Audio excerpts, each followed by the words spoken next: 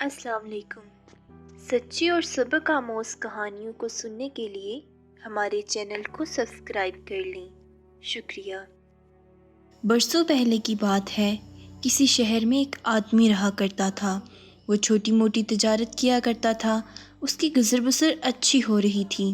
اس آدمی کی ایک بیوی تھی جو نہایت خوبصورت اور بہت نیک تھی۔ اس کی 2 بیٹیاں تھیں، بیٹیاں بہت معصوم اور خوبصورت تھیں۔ بڑی بیٹی جس کی عمر محض 11 سال تھی، اس کا نام عالیہ تھا، اور چھوٹی جو 9 سال کی تھی، اس کا نام سعدیہ تھا۔ دونوں میاں بیوی اپنی بیٹیوں سے بے پناہ محبت کرتے تھے، اور بیٹیاں بھی اپنے ماں باپ سے جی بھر کے لاڈ اٹھواتی۔ خدا کا کرنا ایسا ہوا کہ اس آدمی کی نیک بیوی بیمار پڑ گئی۔ اس نے بہت حکیموں سے علاج کرایا مگر کچھ افاقہ نہ ہوا۔ ایک دن وہ بیچاری انتقال کر گئی۔ بیٹیاں جو بھی بہت چھوٹی تھیں، ماں کی موت کا غم ان دونوں پر پہاڑ بن کر ٹوٹا۔ وہ آدمی بھی غم سے بلک بلک کر رو دیا۔ باپ اور بیٹیاں اس عورت کی موت پر رو رو کر ہلکان ہو جا رہی تھیں۔ کچھ روز تو محلے والوں نے بہت ساتھ دیا، کھانا بنا کر دیتے اور ان دونوں بیٹیوں کا خیال رکھتے۔ جہاں تک ہو سکا انہوں نے کیا، مگر آخر کب تک کون کسی کا ساتھ دے سکتا ہے۔ آخر محلے والوں نے اس آدمی کو مشورہ دیا کہ میاں تم دوسری شادی کر لو، ان کی دوسری ماں آ جائے گی تو ان بیٹیوں کو سنبھالے گی، یہ بھی بہت چھوٹی ہیں، انہیں ماں کی ضرورت ہے۔ آدمی نے سوچا کہ بات تو درست ہے، مجھے یہی کام کرنا چاہیے۔ اس کے محلے والوں میں سے کسی جاننے والے نے ایک عورت سے اس کی شادی کروا دی۔ وہ عورت خوبصورت مگر مکر و فریب والی عورت تھی۔ وہ اس آدمی کے سامنے تو ان دونوں بیٹیوں سے محبت کا اظہار کرتی، مگر دل میں ان بیٹیوں کے لیے اس کے دل میں بہت بغض تھا، بہت نفرت کرتی تھی لڑکیوں سے۔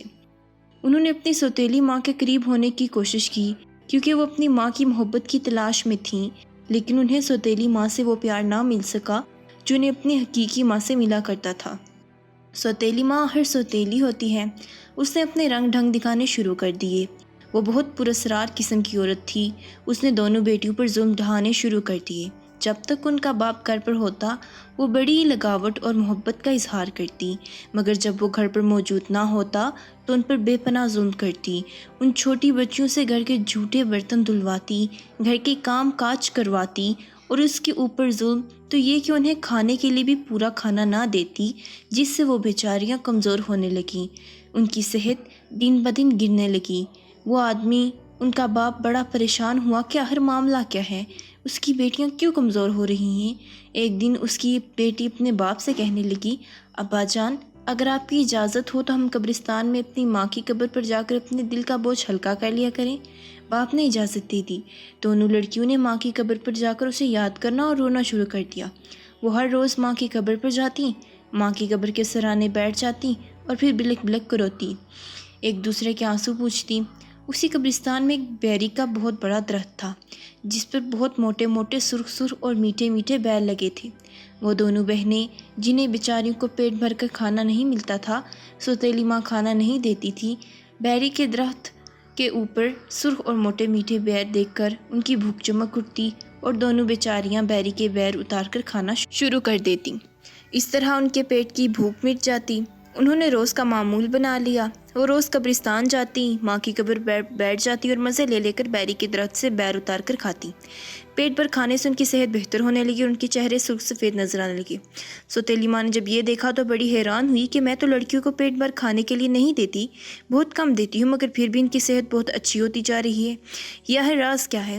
اس نے ایک چھوٹا سا کتا پال رکھا تھا جو اس کا سدھایا ہوا تھا۔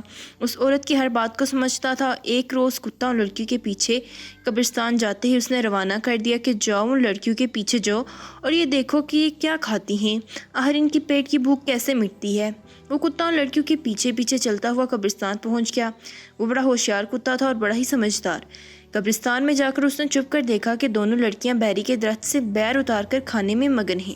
جب اس نے دیکھا کہ لڑکیاں بیر کھا کر اپنی ماں کی قبر پر جا کر بیٹھ چکی ہیں تو اس نے دونوں کی آنکھیں بچا کر ایک بیر کی گٹلی منہ میں ڈال لی اور واپس بھاگ کر اپنی مالکن کے پاس آیا اور گٹلی اس نے مالکن کے سامنے پھینک دی۔ چالاک عورت بیر کی گٹلی دیکھتے ہی فوراً سمجھ گئی کہ دونوں لڑکیاں بیر کھا کر اپنی بھوک مٹاتی ہیں اور اس لیے صحت مند نظر آتی ہیں۔ اس نے فوراً چپکے سے اگلے روز ایک لکڑہارے کو بلایا، اسے کچھ پیسے دیے اور کہا کہ قبرستان میں وہ جو بیری کا درخت ہے نا، اسے کاٹ ڈالو۔ لکڑہارے نے پیسے لے کر خوشی خوشی جیب میں رکھے اور اسی شام قبرستان میں بیری کا درخت کاٹ دیا، لیکن وہ عورت اس پر بھی راضی نہ ہوئی۔ اب اس نے دن رات اپنے شوہر کو ان دونوں لڑکیوں کے خلاف بھڑکانا شروع کر دیا۔ باپ ان بیٹیوں سے محبت تو کرتا تھا، مگر آخر اس عورت کی چکنی چپڑی باتوں میں آ گیا۔ عورت کہنے لگی، یہ مجھے بہت تنگ کرتی ہیں، کھانا پیٹ بھر کر کھاتی ہیں مگر کام ذرا برابر بھی نہیں کرتی۔ میں ان سے پیچھا چھڑوانا چاہتی ہوں، انہیں کہیں چھوڑو، میں انہیں اپنے گھر میں نہیں رکھ سکتی۔ آدمی بہت تنگ آ گیا تو اس نے سوچا کہ دشمنی میں کہیں ان کو نقصان نہ پہنچا دے، اس لیے بہتر ہے کہ لڑکیوں کو اپنے گھر سے کہیں دور چھوڑاؤں، کسی نہ کسی طرح ہر پل ہی جائیں گی۔ ایک روز اس نے بہانے سے اپنی دونوں بیٹیوں کو بلایا اور کہنے لگا، بیٹیوں میرے ساتھ جنگل میں چلو، مجھے وہاں کچھ لکڑیاں کاٹ کر لانا ہے، میں تمہیں بھی وہاں ساتھ لیے چلتا ہوں، تم بھی جنگل کی سیر کر لینا۔ دونوں لڑکیاں بیچاری جانتی نہیں تھیں، پہل گئیں اور خوش ہو گئیں۔ انہوں نے فوراً ساتھ چلنے کی حامی بھر لی۔ باپ نے کلہاڑی اور ایک رسی اپنے ساتھ رکھی اور دونوں بیٹیوں کو لے کر جنگل کی طرف چل پڑا۔ جنگل میں پہنچا تو وہاں پر ایک تالاب کے کنارے بیٹھ گیا اور کہنے لگا، تم دونوں یہاں بیٹھو، میں اس درخت کے پیچھے جا کر کچھ لکڑیاں کاٹ کر لاتا ہوں، اور سنو، جب تک کلہاڑی کے چلنے کی آواز آتی رہے تم سمجھ لینا کہ میں یہیں آس پاس موجود ہوں، اور جب کلہاڑی کی آواز نہ آئے تو سمجھ لینا کہ میں وہاں نہیں ہوں، میں کہیں دور ہوں، مجھے آواز دے لینا، میں وہیں واپس آ جاؤں گا۔ بیٹیاں بیچاری باپ کی باتوں میں آ گئیں۔ وہ فوراً درخت کے پیچھے پہنچا اور کچھ دیر تو ایک درخت پر کلہاڑی چلاتا رہا، پھر اس نے رسی کی مدد سے کلہاڑی کو ایک درخت کی ٹہنی کے ساتھ باندھ دیا۔ ہوا چل رہی تھی، ہوا جب چلتی تو کلہاڑی درخت سے ٹکراتی، پھر ایسی آواز آتی جیسے لکڑی کاٹی جا رہی۔ پھر وہ آدمی چپکے سے وہاں سے اپنے گھر کی طرف چلا گیا۔ کافی دیر جب گزر گئی اور شام کا اندھیرا پھیلنے لگا تو لڑکیاں بڑی حیران ہوئی کہ باپ ابھی تک لکڑیاں ہی کاٹ رہا ہے۔ وہ باپ کو بلانے کے لیے درخت کی طرف بڑھی، جب انہوں نے دیکھا درخت کے پیچھے جا کر تو یہ دیکھ کر حیران اور خوف زدہ رہ گئیں کہ کلہاڑی رسی سے بندھی ہوئی ہے اور درخت سے ٹکرانے کی ایسی آواز آتی ہے جیسے کوئی لکڑی کاٹ رہا ہے۔ بڑی لڑکی عالیہ سمجھدار تھی، سمجھ گئی کہ اس کا باپ سوتیلی ماں کی باتوں میں آ کر انہیں جنگل میں بے یار و مددگار چھوڑ کر چلا گیا ہے۔ اسے خوف تو آیا مگر اس نے اپنی چھوٹی بہن کو دلاسا دیا۔ شام کا وقت تھا اور اندھیرا بڑھ رہا تھا۔ پھر وہ جنگل میں ایک طرف کو دونوں چل پڑے۔ کافی دور چلتے چلتے جنگل میں بیچاری بھٹکتے بھٹکتے انہیں ایک دور جھونپڑی کی روشنی دکھائی دی۔ وہ چلتی ہوئی جھونپڑی کے قریب پہنچی۔ انہوں نے دیکھا کہ جھونپڑی کے اندر سے دیے کسی روشنی باہر آ رہی تھی، وہ جو ان کے دروازے میں داخل ہو گئی۔ جھونپڑی اندر سے کافی بڑی تھی۔ انہوں نے دیکھا کہ جھونپڑی کے اندر ایک چارپائی پر بوڑھی عورت لیٹی ہوئی تھی۔ بوڑھی عورت نے جب دو کمسن لڑکیوں کو اپنی جھونپڑی میں داخل ہوتا دیکھا تو فوراً اٹھ کر بیٹھ گئی۔ بوڑھی کا چہرہ بڑا خوفناک تھا۔ کہنے لگی، تم کون ہو لڑکیوں؟ اس بوڑھی عورت کی شکل دیکھ کر بچیاں ڈر گئیں۔ بوڑھی عورت نے جب دیکھا کہ دونوں لڑکیاں سہم گئی ہیں تو کہنے لگی، ڈرو مت بیٹی، اور مجھے بتاؤ کہ تم کون ہو؟ عالیہ کہنے لگی، بڑی اماں، ہم اپنے باپ کے ساتھ جنگل میں لکڑیاں کاٹنے آئی تھی کہ ہمارا باپ ہمیں یہیں چھوڑ کر چلا گیا۔ ہم یہیں بھٹکتی رہیں اور راستہ بھول گئیں۔ آپ کی جھونپڑی دکھائی دی تو ہم یہاں آ گئیں۔ بوڑھی عورت کو ان دونوں بچیوں پر رحم آ گیا۔ اس نے انہیں چارپائی پر بٹھایا اور گرم گرم دودھ پینے کے لیے دیا، اور پھر کہنے لگی، میں تمہیں اپنی جھونپڑی میں اس رات پناہ تو دے دوں، مگر بات دراصل یہ ہے کہ میرا بیٹا ایک جادوگر ہے اور وہ آدم ہور ہے۔ وہ انسان کو بھون کر اس کا گوشت کھا جاتا ہے۔ تمہیں اگر جھونپڑی میں اس نے دیکھ لیا تو تمہیں زندہ نہیں چھوڑے گا، اس لیے بہتر ہے کہ تم میری جھونپڑی سے کہیں اور چلی جاؤ، ایسا نہ ہو کہ تم جان سے ہاتھ دھو بیٹھو۔ عالیہ کہنے لگی، بڑی اماں، ہم رات کے اندھیرے میں اس وقت کہاں جائیں گے؟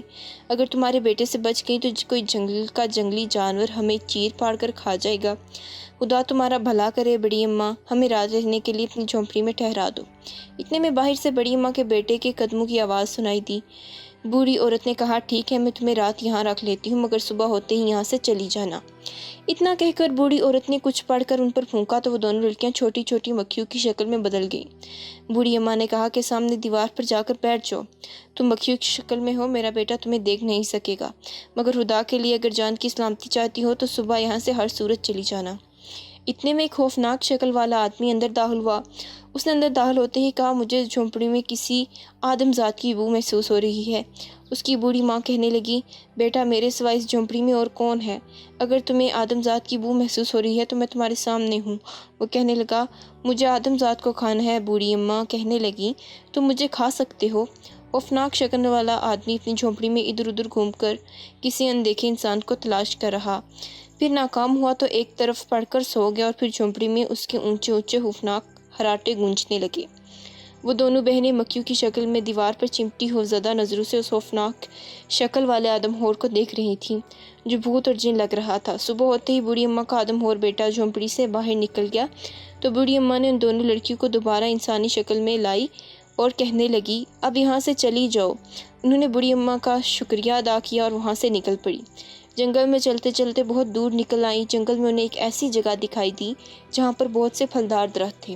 انہیں ادھر ادھر سے درختوں کی لکڑیاں اور گھاس اکٹھی کر کے ایک چھوٹی سی جھونپڑی بنائی اور دونوں بہنیں اسی جھونپڑی میں رہنے لگیں۔ اس بات کو کچھ عرصہ گزر گیا۔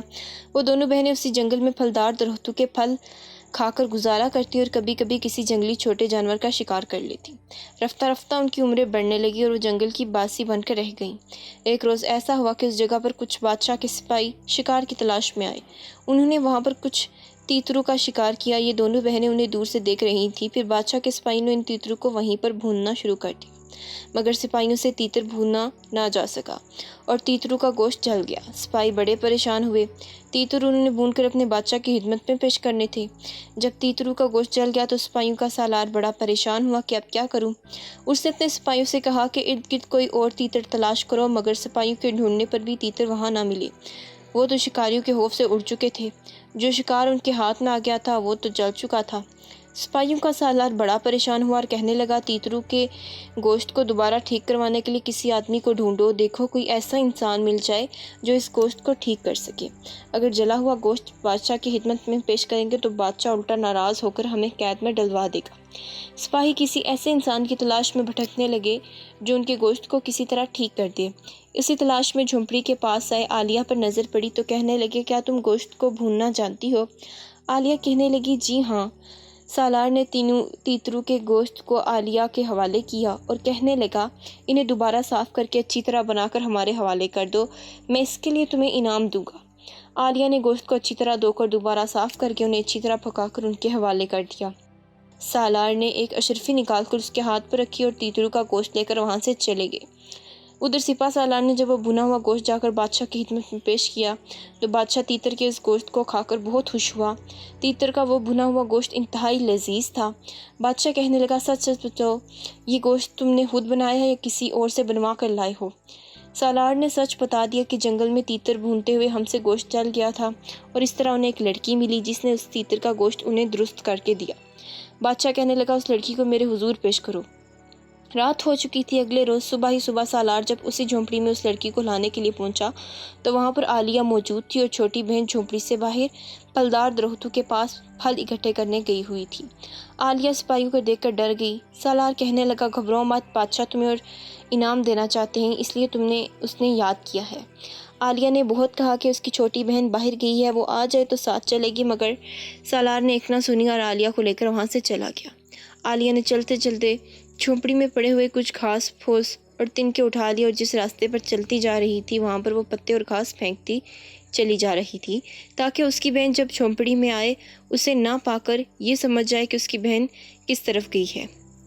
ان تنکوں اور گھاس کا پیچھا کرتی کرتی اس کی بہن اس تک پہنچ جائے، لیکن خدا کا کرنا ایسا ہوا کہ محل کے قریب پہنچ کر اس کے گھاس کے تنکے ختم ہو گئے۔ ادھر جب اس کی چھوٹی بہن سدرا جھونپڑی میں پہنچی تو بہن کو جھونپڑی میں نہ پا کر بہت پریشان ہوئی، اور اس نے جب جھونپڑی میں ان تنکوں کو بکھرے ہوئے دیکھا تو وہ سمجھ گئی کہ اس کی بہن اس کے لیے نشانی چھوڑ کر گئی ہے۔ وہ ان پتوں اور تنکوں کا پیچھا کرتے کرتے چلتی رہی اور اس راستے پر چلنے لگی۔ چلتے چلتے وہ محل کے قریب پہنچی تو گھاس اور تنکے ختم ہو چکے تھے۔ اسے آگے کچھ معلوم نہیں تھا کہ یہاں سے آگے اس کی بہن کس طرف گئی ہے۔ ادھر بادشاہ نے عالیہ کو اپنے محل میں رکھ لیا۔ عالیہ کہنے لگی، بادشاہ سلامت، اسی جھونپڑی میں میری ایک چھوٹی بہن بھی ہے، آپ اسے بلوا لیجیے۔ بادشاہ نے عالیہ کے کہنے پر اپنے سپاہیوں کو واپس جھونپڑی میں بھیجا تاکہ اس کی چھوٹی بہن کو بھی لے آؤ۔ سپاہی جب بادشاہ کے حکم پر عالیہ کی چھوٹی بہن کو لینے کے لیے جھونپڑی میں پہنچے تو وہاں پر موجود نہیں تھی۔ اسے ڈھونڈتے ڈھونڈتے ناکام ہو کر واپس چلے گئے۔ ادھر وہ سعدیہ بیچاری جو اپنی بہن کو ڈھونڈتے ڈھونڈتے محل کے قریب پہنچ چکی تھی، وہاں پر جا کر اسے راستہ نہ ملا کہ اس کی بہن کہاں گئی ہے، اسے یہ اندازہ نہ ہوا کہ وہ محل میں جا کر بس گئی ہے۔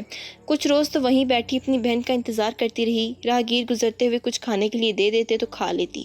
ادھر بادشاہ کی پہلی 3 بیویاں تھیں، مگر اتفاقیہ طور پر ان تینوں میں سے بادشاہ کی کوئی اولاد نہ تھی۔ بادشاہ نے عالیہ کی خوبصورتی سے متاثر ہو کر اس سے شادی کرنے کا فیصلہ کر لیا۔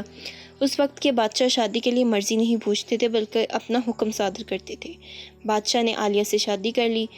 بادشاہ کی تینوں پہلی بیویاں جو بے اولاد تھیں پہلے ہی عالیہ کی خوبصورتی دیکھ کر حسد کرنے لگی تھیں، اب تو اور جل کر رہ گئیں کہ جس لڑکی کا کچھ اتا پتہ نہیں کہ وہ کہاں سے آئی ہے، کوئی فقیرنی ہے یا کون، بادشاہ نے اسے ہمارے مقابلے پر ملکہ بنا لیا ہے۔